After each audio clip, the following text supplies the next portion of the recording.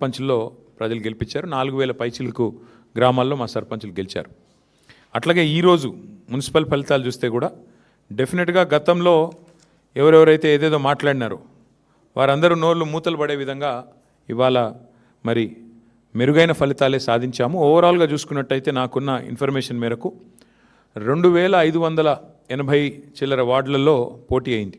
మొత్తం 117 మున్సిపాలిటీలు కార్పొరేషన్ కలిపి 2580+ వార్డ్స్లో మరి ఎన్నిక జరిగితే బీఆర్ఎస్ నాకున్న ఈ నిమిషానికి ఉన్న రిపోర్ట్ ప్రకారం దాదాపు 730 దాకా మాకు ఇప్పటికే ఫలితాలు వచ్చినాయి. ఇంకొక 10-15 పెరిగితే పెరగవచ్చు. ఓవరాల్గా 740-750 దాకా వస్తాయి వార్డులు అనేది మా అంచనా. అంటే దాదాపుగా మీరు చూసుకున్నట్టయితే ఒక 30% పైగానే ఇక్కడ కూడా ఫలితాలు వచ్చినాయి. దానికంటే కూడా ముఖ్యంగా చాలా వీరోచితమైన పోరాటం. నిజంగా చెప్పాలంటే కొన్ని చోట్ల ఇవాళ అధికార పార్టీ తట్టుకోలేక ఇవాళ గద్వాలలో ఒక వార్డులో 4 సార్లు రీకౌంటింగ్ చేయించారు. అంటే కాంగ్రెస్ గెలిచేదాకా రీకౌంటింగ్ చేసి ఆఖరికి ఒక ఓటుతో గెలిచిందని చెప్పి అధికారులను అడ్డం పెట్టుకొని గద్వాలలో ఒక వార్డు నెగ్గే ప్రయత్నం చేసినారు. వర్ధనపేటలో ఈ నిమిషానికి మనం ఇక్కడ మాట్లాడుతున్నాం, అక్కడ ధర్నా నడుస్తుంది. మా కౌన్సిలర్లను ఎత్తుకొని పోయి గెలిచిన కాడ రీకౌంటింగ్ 4 సార్లు చేసి అక్కడ కూడా ఇదే ప్రయత్నం.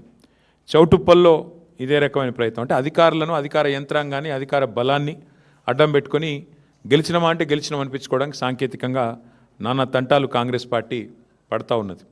అయినప్పటికీ నాకున్న ఇన్ఫర్మేషన్ ప్రకారం మొత్తం 117 మొత్తం పట్టణాల్లో జరిగిన ఈ ఎన్నికల్లో మాకు ప్రత్యక్షంగా డైరెక్ట్గా అంటే ఎవరి అవసరం లేకుండా నేరుగా దాదాపు 15 నుంచి 16 నేరుగా గెలుస్తున్నాము. పరోక్షంగా ఎందుకంటే అక్కడ మేము సింగిల్ లార్జెస్ట్ పార్టీగా ఉన్నాం. అక్కడ కూడా ఇంకో దాదాపు 10-15 చోట్ల అవకాశాలు ఉన్నట్టుగా నాకు సమాచారం ఉంది. చూద్దాం మరి ఇప్పుడు అల్టిమేట్గా 16 తారీఖు నాడు అన్ని విషయాలు తెలుస్తాయి. అయితే ఇక్కడ ఒక్క విషయం మాత్రం చెప్పాలి. నిన్ననే మా శ్రీనివాస్ యాదవ్ గారు నిన్ననే చెప్పారు, 2020లో ఆనాడు మున్సిపల్ ఎన్నికలు జరిగితే మొత్తం 130 మేయర్లకు, చైర్పర్సన్లకు ఆ రోజు మున్సిపల్ ఎన్నికలు జరిగినాయి. టీఆర్ఎస్ పార్టీ ఆ రోజు డైరెక్ట్గా 122 టీఆర్ఎస్ గెలిస్తే మున్సిపాలిటీలు, అదేవిధంగా కార్పొరేషన్లు, కాంగ్రెస్ 4 గెలిచింది, బీజేపీ 2 గెలిచింది, ఎంఐఎం 2 గెలిచింది. ఇది ఆ రోజు లెక్క 2020. మరి ఈరోజు ఇప్పుడే నేను మేము ముందు పెడుతున్న లెక్క చూస్తే ప్రత్యక్షంగా డైరెక్ట్గా మేము ఇప్పుడు 15 పైన గెలవబోతూ ఉన్నాము. దాంతోపాటు పరోక్షంగా అంటే మేము సింగిల్ లార్జెస్ట్ పార్టీగా ఉన్న కాడ మరి దాదాపు మరో 10-15 చోట్ల మాకు చాయిస్ ఉంది, అవకాశం ఉంది. కాబట్టి ఓవరాల్గా చూసుకుంటే 117లో డెఫినెట్గా మంచి ఫలితాలు వచ్చినట్టుగానే మేము భావిస్తూ ఉన్నాం. అయితే సరే, ఇక డబ్బు, మద్యము, అధికార యంత్రాంగ దుర్వినియోగము ఇవన్నీ కూడా తారాస్థాయికి చేరినాయి. చూస్తూ ఉన్నారు, మీరు కూడా చూస్తున్నారు. ఇప్పుడు మీరు కూడా టీవీలలో మీరు కూడా స్క్రోలింగ్లు ఇచ్చారు, మీరు కూడా వీడియోలు ఇచ్చారు. చాలా చోట్ల మరి పెద్ద ఎత్తున విస్తృతంగా అధికార దుర్వినియోగం కూడా జరిగింది. అయినప్పటికీ ఓటర్లు మాత్రం భయపడకుండా బయటకు వచ్చి ఓటేసినందుకు వారికి కూడా మేము ధన్యవాదాలు చెప్తా ఉన్నాం. సరే, అక్రమాల ద్వారా ఇక మొదలుపెట్టినారు ఆల్రెడీ. బేరాలు, బేరసారాలు, ఎత్తుకుపోవడాలు, పోలీసులను పంపించి బెదిరించడాలు ఇవన్నీ మొదలైనవి ఆల్రెడీ రాష్ట్ర వ్యాప్తంగా. ఎట్లా గెలిచిన దాన్ని, మా దగ్గర గెలిచిన దాన్ని కూడా లాక్కునే ప్రయత్నం కూడా చేస్తూ ఉన్నారు. అయినా కూడా పర్వాలేదు, కొట్లాడతాం. అయితే మాకు సంతోషకరమైన విషయం ఏమంటే సింగరేణిలో జరుగుతున్న బొగ్గు కుంభకోణం ఏదైతే ముఖ్యమంత్రి గారి బావమరిది కీలక పాత్రధారిగా, ముఖ్యమంత్రి బావమరిదే కింగ్ పిన్గా సింగరేణిలో ఏదైతే 6000 కోట్ల కుంభకోణాలు చేసినారని మేము బయట పెట్టినామో, దాని తర్వాత మాతో పాటు CPI, communist party of India కలిసి వచ్చి మాకు చెన్నూరు నియోజకవర్గంలో క్యాతన్పల్లి మున్సిపాలిటీలో మాతో పాటు కలిసి ప్రచారంలో పాల్గొనడమే కాకుండా సీతారాములు గారు ఈరోజు ఆ మున్సిపాలిటీ కూడా మేము గెలుచుకున్నాం. అంటే సింగరేణి ప్రాంతంలో, సింగరేణిలో జరుగుతున్న దోపిడీ ఏదైతే ఉన్నదో, ఈ దోపిడీలో ముఖ్యంగా కాంగ్రెస్, బీజేపీ కలిసి పనిచేస్తూ ఉన్నాయి. కాబట్టి వారిని నిరోధించడానికి సిపిఐ కలిసి వస్తే వారిని కూడా కలుపుకున్నాం.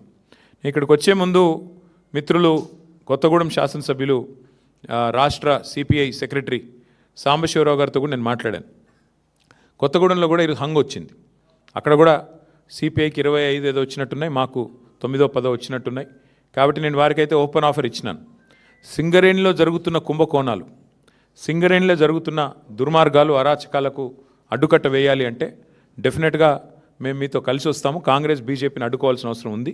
ఎందుకంటే ఈ 2 చోట్ల కూడా అక్కడ 51% వాటా సింగరేణిలో రాష్ట్ర ప్రభుత్వానికి ఉంది, కాంగ్రెస్ ప్రభుత్వం ఇక్కడ ఉన్నది. 49% వాటా కేంద్ర ప్రభుత్వానికి ఉంది, బీజేపీకి అందులో భాగస్వామ్యం ఉంది. ఇన్ని అక్రమాలు జరుగుతున్నాయని చెప్పి మేము గొంతెత్తి ధర్నాలు చేసి క్షేత్రంలో ఘోషించి ప్రెస్ మీట్లు పెట్టి గవర్నర్ని కలిసి ఇంత హంగామా చేస్తే మరి ఇంతవరకు అటు కాంగ్రెస్ చప్పుడు చేయదు, ఇటు బీజేపీ చప్పుడు చేయదు.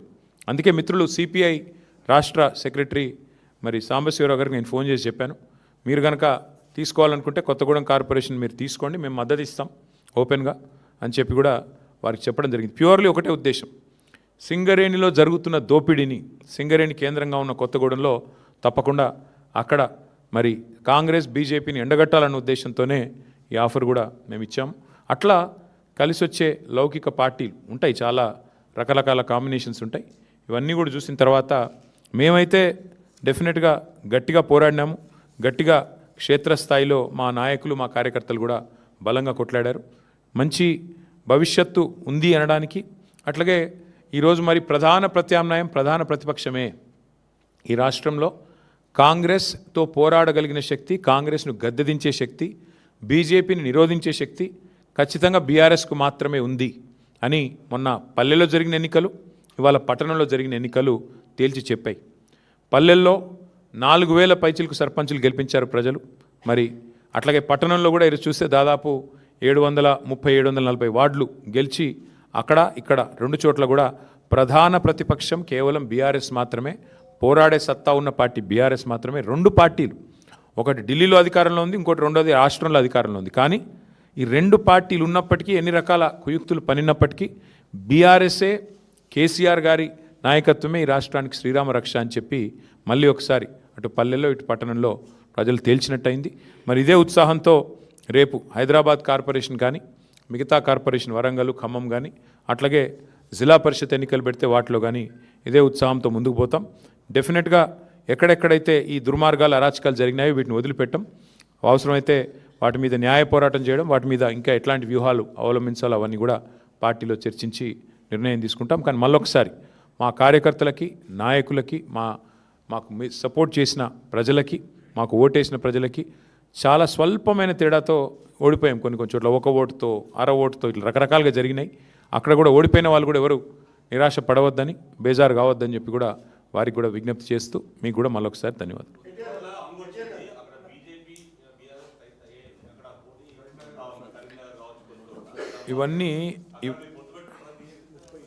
ఇవన్నీ బ్రదర్, ఇవన్నీ ఒక దగ్గర లేట్ల పరిస్థితి దాదాపు 30 చోట్ల ఉంది. కావాలంటే లిస్ట్ చదవమంటే చదువుతాయి. నాగర్ ఉంది ఎక్కడెక్కడ హంగు ఉన్నది అనే దానికి ఇగో చదువుతా నేను.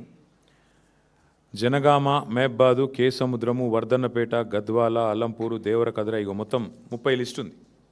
దీన్ని బట్టి ఏమర్థమవుతుంది నీకు? మేము ఆల్రెడీ స్పష్టంగా గెలిచింది దాదాపు ఒక 15-16 ఉన్నాయి. అవి కాకుండా 30 హంగు ఉన్నాయి. అంటే రాష్ట్రంలో 117 చోట్ల ఎన్నికలు జరిగితే 30 హంగు ఉన్నాయి, 15 మేము గెలిచినాం. అంటే 46 పోనీ ఇక వాళ్ళు గెలిచిందని. కాబట్టి నేనేమంటున్నా అంటే ఇక్కడ ఏ వైఖరి అవలంబించాలి, మా పెద్దలు, మా పార్టీ అధ్యక్షులు కేసీఆర్ గారితో కూడా మాట్లాడతాం. అట్లే స్థానిక నాయకత్వం మనోభావాలు కూడా మేము, ఎందుకంటే స్థానిక ఎన్నిక, స్థానిక నాయకుల మనోభావాలు, స్థానికంగా ఏం పరిస్థితులు ఉన్నాయి అవి కూడా బేరీ చేసుకున్నాక నిర్ణయం తీసుకుంటాం. ఇంకా 2 డేస్ టైం ఉంది కాబట్టి ఆలోచించి నిర్ణయం తీసుకుంటాము. ఇప్పుడు నేను ఓపెన్గా చెప్పాను, కొత్తగూడెంలో కాంగ్రెస్ బీజేపీ 2 కలిసి సింగరేణికి అన్యాయం చేస్తున్నాయి. ఇందులో వేరే ఉద్దేశం ఏం లేదు, మాకు రాజకీయపరమైన ఉద్దేశం, ఎజెండా ఏం లేదు. సింగరేణిని 2 పార్టీలు, 2 జాతీయ పార్టీలు గొంతు కోస్తున్నాయి. ఇవాళ కాంగ్రెస్ దోపిడీ చేస్తుంటే బీజేపీ ఎందుకు మౌనంగా ఉంటుందని మేము అడుగుతున్నాము. ఆధారాలతో ఆధార సహితంగా మేము స్పష్టంగా కుంభకోణం జరిగిందని బయటపెడితే ఎందుకు బీజేపీ ఉపేక్షిస్తున్నది? ఎందుకు రేవంత్ రెడ్డిని కాపాడుతున్నది? రేవంత్ రెడ్డి బావమరిదే కింగ్ పిన్గా ఇంత పెద్ద కుంభకోణం నడుస్తుంటే భారతీయ జనతా పార్టీ ప్రభుత్వం ఎందుకు అడ్డుకుంటున్నది? ఎందుకు అడ్డుకోలేకపోతున్నది? ఎందుకు కాపాడుతున్నది కాంగ్రెస్ అరాచకాలని అనేది మా ప్రధాన ప్రశ్న. అందుకే సిపిఐ నాయకత్వానికి నేను అందుకే ఓపెన్గా చెప్తా ఉన్నా, ఇలాంటి ప్రత్యేకమైన పరిస్థితులు ఉంటాయి అక్కడక్కడ. దాన్ని బట్టి మరి మా పెద్దలతో చర్చించి, పార్టీలో చర్చించిన తర్వాత స్థానిక నాయకత్వ మనోభావాలు దృష్టిలో పెట్టుకుని నిర్ణయం తీసుకుంటాం.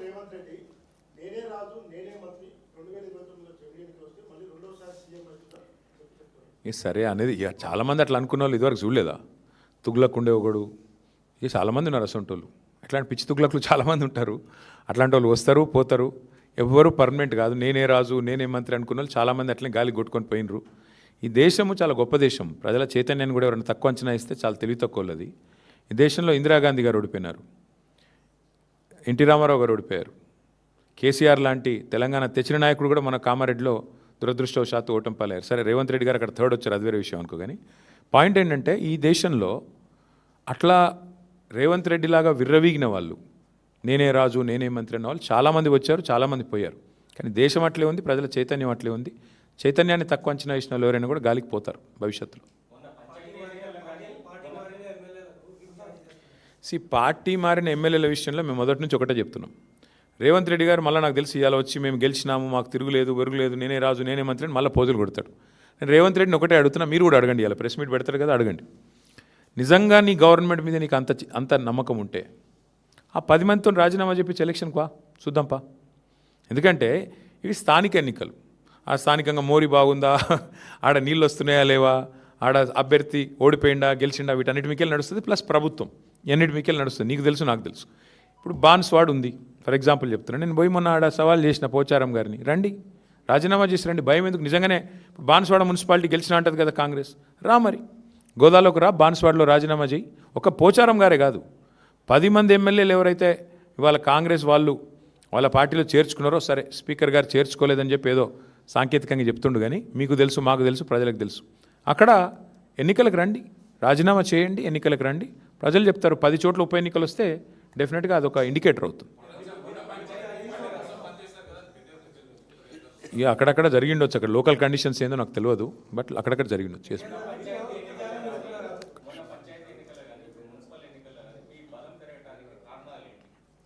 ఒకటి, ప్రధాన ప్రతిపక్షంగా మేము సఫలమయ్యామని భావిస్తూ ఉన్నాం. ప్రజల ఇష్యూస్ మేము ఎత్తుకున్నాం. 6 గ్యారంటీల అమలు వైఫల్యం, 420 హామీల అమలు వైఫల్యం, బలహీన వర్గాలకు ఈ ప్రభుత్వం చేసిన మోసాన్ని ఎండగట్టడంలో, మైనారిటీలకు ఈ ప్రభుత్వం చేస్తున్న అన్యాయాన్ని ఎండగట్టడంలో, దళిత గిరిజనులకు ఈ ప్రభుత్వం ఇచ్చిన హామీలు ఎగ్గొట్టిన విషయంలో కానీ, మహిళల విషయంలో కానీ, యువకుల విషయంలో కానీ, ప్రతి విషయంలో అందరికంటే యాక్టివ్గా అగ్రెసివ్గా ముంగటున్నది బీఆర్ఎస్ పార్టీ, కేసీఆర్ గారి నాయకత్వం. కాబట్టి సహజంగానే మా కోసం కొట్లాడుతున్న వాళ్ళు అనే భావన ఉన్నప్పుడు ప్రజలు కూడా మాకే మద్దతు ఇస్తారు. ఇంకోటి, ఇప్పుడు 2 ఏళ్ళకే ఇట్లుందంటే, ఇప్పుడే నేను మీకు చెప్పిన బ్రదర్, మళ్ళొకసారి చెప్తా ఉన్నా. 2020లో అంటే సరిగ్గా అప్పుడు మాకు కూడా ఎలక్షన్కి ఇంకా 3 ఏళ్ళు దూరం ఉండే. ఆ రోజు 130 మున్సిపాలిటీలో ఎలక్షన్ అయితే మేము 122 గెలిచినాం. కాంగ్రెస్ కేవలం 4, సింగిల్ డిజిట్ దాటలే. ఇక బీజేపీ 2, ఎంఐఎం 2. ఈరోజు మేము యాజ్ ఇట్ ఈజ్ 117లో ఎన్నిక జరిగితే మేము 116లో ఎన్నిక జరిగితే మేము డైరెక్ట్గా గెలిచింది 15, 30 హంగు ఉన్నాయి. దీన్ని బట్టి అర్థం చేసుకోవచ్చు మీరు ప్రజల ఆగ్రహం కానీ, ప్రజల అభిప్రాయం కానీ. జనరల్గా సర్వసాధారణంగా ఇప్పుడు మేము 32 జిల్లా పరిషత్లు 32 గెలిచామా ఆ రోజు. కార్పొరేషన్లు అన్నీ గెలిచినాం 10కి 10. మున్సిపాలిటీలో 130 అంటే 122 గెలిచినాం. కాబట్టి ఇట్లాంటి పరిస్థితులు ఆ రోజు ఉండే. కానీ ఈరోజు ప్రజల్లో మార్పు, ప్రజల్లో ఎంత వ్యతిరేకత ఉంది ఈ ప్రభుత్వం మీద అన్నది ఆల్రెడీ బయటపడుతుంది. అందులో మళ్ళీ ఇన్ని అక్రమాలు, ఎత్తుకపోవడు, గుంజుకపోవడు, మళ్ళీ చేసిందే చేసి మళ్ళీ కాంగ్రెస్ గెలిచేదాకా కౌంటింగ్ చేయించుడు. మా వాళ్ళని ఇప్పుడు ఈ నిమిషానికి మా ఆరూరు రమేష్ ధర్నా చేస్తున్నారు అక్కడ పోలీస్ స్టేషన్ ముంగట. ఎన్నో జరుగుతూ ఉన్నాయి. గద్వాల్లో మా వాళ్ళు ధర్నా చేస్తూ ఉన్నారు. కాబట్టి ఇన్ని జరిగినా కూడా ఇట్లా ఉంది పర్ఫార్మెన్స్ అంటే దీన్ని బట్టి మనం మా శ్రీనివాస్ యాదవ్ గారు నిర్ణయం చెప్పిండు. అందుకే అధికార పార్టీ 80-90% గెలిస్తేనే గెలిచినట్టు, లేకపోతే అదేం గెలిపాయని నిర్ణయం చెప్పిండు. నేను కూడా మళ్ళీ అదే ఉటంకిస్తున్నా.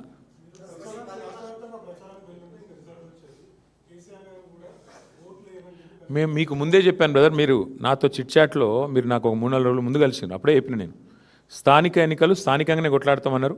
నేను ఒకటి జిల్లాకు 2 జిల్లాలకు పోయినా, వరంగల్ పోయినా, నిజామాబాద్ పోయినా తప్ప ఎక్కడ పోలేదు. మిగతా నాయకులు కూడా ఎవరి జిల్లాలో వాళ్ళు ప్రచారం చేసినారు, ఎవరి క్షేత్రంలో వాళ్ళు. స్థానిక నాయకులు స్థానికంగా స్థానిక సంస్థల ఎన్నికల్లో కొట్లాడతారు, అట్లే ఉంటాయి. కాబట్టి ఇందులో రాష్ట్రవ్యాప్త ప్రచారాలు, విశ్వవ్యాప్త ప్రచారాలు ఏమి ఉండవు బ్రదర్, దాంతో నేను ఫరక్ పడదు. ఆ రోజు మరి అట్లంటే కేసీఆర్ గారు కానీ, పార్టీల నాయకత్వం కానీ 140 చోట్ల జరిగితే ఎన్నిక, ఒక్క నియోజకవర్గానికి కూడా పోలేదు, ఒక జిల్లా కూడా పోలేదు మేము. కానీ గెలిచినాం కదా. పర్ఫార్మెన్స్ బాగుంటే గవర్నమెంట్ది ప్రజలు ఆశీర్వదిస్తారు. వీళ్ళ పర్ఫార్మెన్స్ బాగలేదు కాబట్టి 116లో ఎన్నికలు అయితే మాకు 15-16 వచ్చినాయి, 30 చోట్ల హంగు వచ్చింది. ఇక దాన్ని బట్టి ఏం అర్థం చేసుకోవాలి నువ్వు?